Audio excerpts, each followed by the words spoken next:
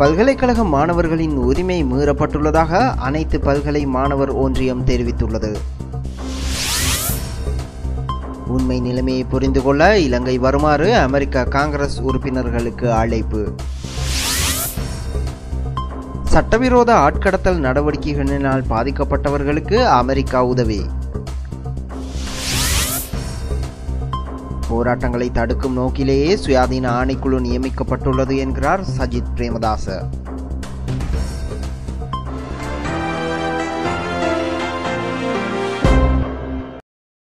இனி விரிவான செய்திகள். இலங்கை பல்கலைக்கழக மாணவர்களின் உரிமைகள் மீறப்பட்டுள்ளதாக அனைத்து பல்கலைக்கழக மாணவர் ஒன்றியம் தெரிவித்துள்ளது. இலங்கையில் பல்கலைக்கழக மாணவர்கள் அதிக அளவில் அடக்குமுறைக்கு உட்படுத்தப்படுவதாக குறிப்பிடப்பட்டுள்ளது. வகுப்பு ரத்து தொடர்பில் 524 சம்பவங்களும், மாணவர்களுக்கான ஒழுக்காற்று விசாரணை தொடர்பில் 104 சம்பவங்களும், மகாபுல புலமை பரிசில் கொடுப்பனவு தொகை ரத்து தொடர்பில் 67 சம்பவங்களும், வழக்குகள் தொடர்பில் 104 சம்பவங்களும், கைதிகள் தொடர்பில் 44 சம்பவங்களும் பதிவாகியுள்ளதாக தெரிவிக்கப்படுகிறது.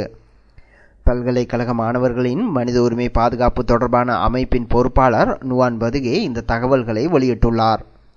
கடந்த ஓராண்டு காலப்பகுதியில் மட்டும் இவ்வாறான பல சம்பவங்கள் பதிவாகியுள்ளதாக அவர் தெரிவித்துள்ளார்.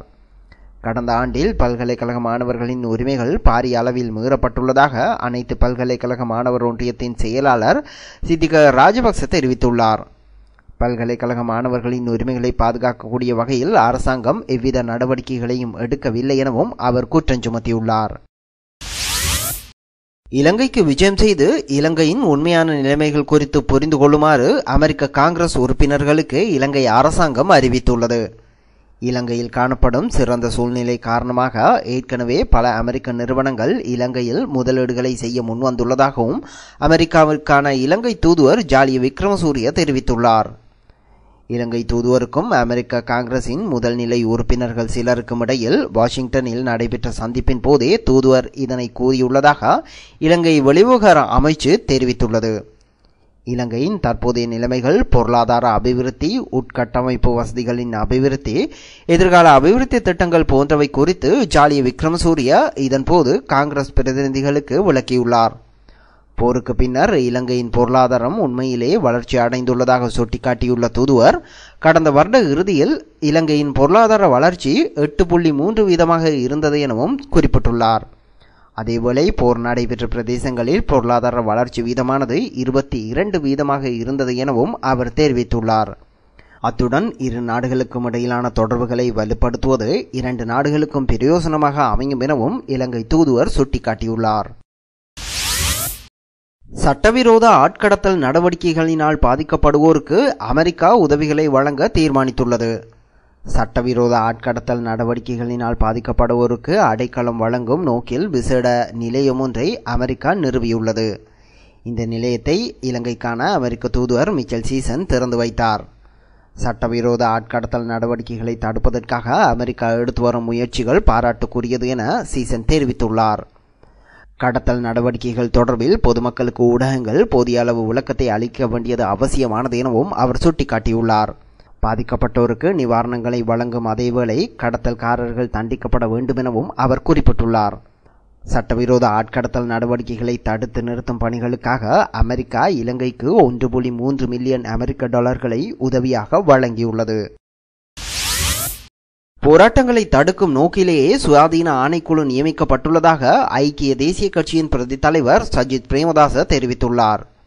பிரதம நீதியரசருக்கு எதிரான நம்பிக்கையில்லா தீர்மானத்தை கண்டித்து பல்வேறு மட்டத்திலும் போராட்டங்கள் வெடித்துள்ளதாகவும் இதனை தடுக்கும் நோக்கிலேயே ஜனாதிபதி மஹிந்த ராஜபக்ச இவ்வாறு சுயாதீன ஆணைக்குழு பற்றிய அறிக்கையை வெளியிட்டுள்ளதாகவும் அவர் குறிப்பிட்டுள்ளார்.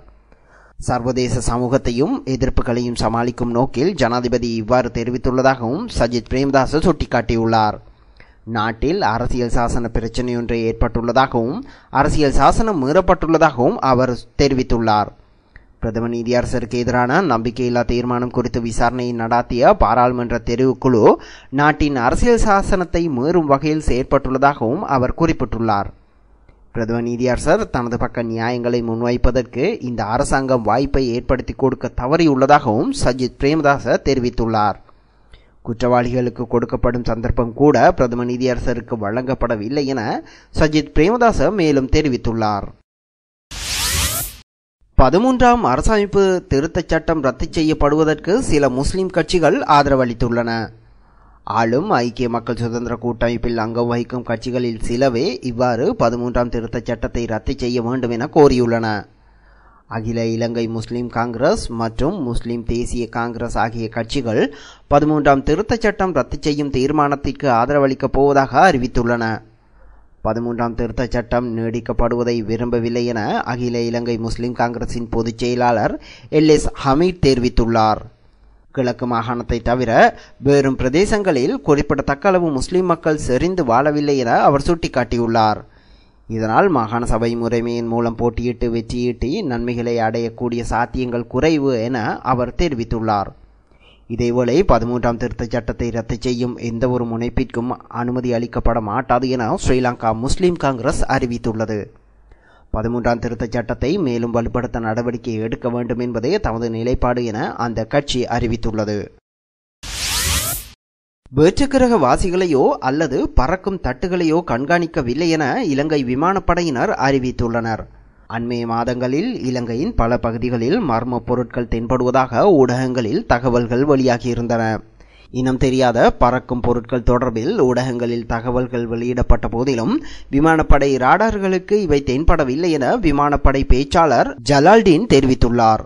24 மணித்தியாலங்களும் நாட்டின் ஒட்டுமொத்த வான்பரப்பும் கண்காணிக்கப்பட்டு வருவதாக அவர் குறிப்பிட்டுள்ளார். இவ்வாறான பொருட்கள் தென்பட்டால் அது தொடர்பில் உரிய நடவடிக்கை எடுக்கப்படும் எனவும் அவர் தெரிவித்தார். ஆஸ்திரேலிய வெளிவிவகார அமைச்சர் பப்கார் 3 நாள் விஜயம் ஒன்றை மேற்கொண்டு நாளைய தினம் இலங்கை விஜயம் செய்ய உள்ளார். இலங்கை அரசாங்கத்தின் அழைப்பின் பேரில் அங்கு செல்லும் ஆஸ்திரேலிய அமைச்சர் எதிர்வரும் 17ஆம் தேதி வரை அங்கு தங்கியிருப்பார் என கொழும்பில் உள்ள ஆஸ்திரேலிய தூதரகம் தெரிவித்துள்ளது. அவர் இலங்கையில் தங்கியிருக்கும் காலத்தில் இலங்கை வெளிவிவகார அமைச்சர் JL பீரிஸ் உட்பட அரசாங்கத்தின் உயர்மட்ட அதிகாரிகளை சந்தித்து பேச்சு நடத்த உள்ளார். இலங்கையின் பொருளாதார அபிவிருத்திக்கு உதவிகளை வழங்குதல், பொருளாதார வளர்ச்சி, மனித உரிமை மேம்பாடுகள், சட்டவிரோத குடியேற்றம் போன்ற பல விடயங்கள் தொடர்பில் ஆஸ்திரேலிய வெளிவிவகார அமைச்சர் இலங்கை பிரதிநிதிகளுடன் பேச்சு நடத்த உள்ளார். ஆஸ்திரேலிய வெளிவிவகார அமைச்சர் பப்கார் தெற்காசிய நாடொன்றுக்கு விஜயம் செய்வது இதுவே முதல் முறையாகும் என்பது குறிப்பிடத்தக்கது. பிரதம நீதியரசர் சினானி பண்டாரநாயக்கவிற்கு எதிரான நம்பிக்கையில்லா தீர்மானம் தொடர்பில் விசாரணை நடத்தும் போது அமலில் உள்ள சட்ட செயற்பாடுகளுக்கு முரணான செயற்பாடுகளை கடைபிடித்ததாக கூறி சட்டத்தரணிகள் நேற்று நாடு முழுவதும் மேற்கொண்ட பணி பகிஷ்கரிப்பு போராட்டம் காரணமாக நீதிமன்ற பணிகள் பாதிக்கப்பட்டன. சில நீதிமன்றங்களில் பணியாற்றும் சட்டத்தரணிகள் 1 மணி நேரம் மாத்திரமே போராட்டத்தில் ஈடுபட்டதுடன் ஏனைய நீதிமன்றங்களில் பணியாற்றிய சட்டத்தரணிகள் நாள் முழுவதும் தமது பணிகளில் இருந்து ஒதுங்கிக் கொண்டனர். இதன் காரணமாக பல நீதிமன்றங்களில் விசாரிக்கப்படவிருந்த வழக்குகள் வேறு தினங்களுக்கு ஒத்திவைக்கப்பட்டன. பிரதம நீதியரசருக்கு எதிரான விசாரணை நடவடிக்கைகள் குறித்து நம்பிக்கை கொள்ள முடியாது என கூறி இலங்கை சட்டத்தரணிகள் சங்கம் நீதிமன்றங்களின் முன்னால் நேற்று 1 மணி நேர பகிஷ்கரிப்பில் ஈடுபட தீர்மானித்தனர். இதன் அடிப்படையில் இலங்கை சட்டத்தரணிகள் சங்கத்தின் சட்டத்தரணிகள் நாடு முழுவதும் 1 மணி நேர பகிஷ்கரிப்பு போராட்டத்தில் ஈடுபட்டதாக இலங்கை சட்டத்தரணிகள் சங்கத்தின் செயலாளர் சஞ்சீவ கமகே தெரிவித்துள்ளார். இலங்கை சட்டத்தரணிகள் சங்கம் 1 மணி நேரம் பகிஷ்கரிப்பில் ஈடுபட தீர்மானித்திருந்த போதிலும் நீதிமன்றங்களில் இயங்கும் சட்டத்தரணிகள் சங்கங்கள் நாள் முழுவதும் பகிஷ்கரிப்பில் ஈடுபட தீர்மானித்ததாகவும் அவர் தெரிவித்துள்ளார். விடுதலை புலிகள் குறித்து பேச வேண்டாம் என தமிழ் தேசிய கூட்டமைப்பின் தலைவர் இரா சம்பந்தனுக்கு புலம்பெயர் தமிழர்கள் தடை விதித்துள்ளதாக திவையின பத்திரிகை தெரிவித்துள்ளது. விடுதலை புலிகள் தம்மை தாமே அழித்துக் கொண்டனர் என சம்பந்தன் நாடாளுமன்றத்தில் தெரிவித்திருந்தமையே இதற்கு காரணமாகும். இதேவேளை சம்பந்தனின் இந்த கருத்து தொடர்பில் தமிழ் தேசிய விடுதலை முன்னணியின் தலைவர் கஜேந்திரகுமார் பொன்னம்பலம் தமது கடுமையான எதிர்ப்பை வெளியிட்டுள்ளார்.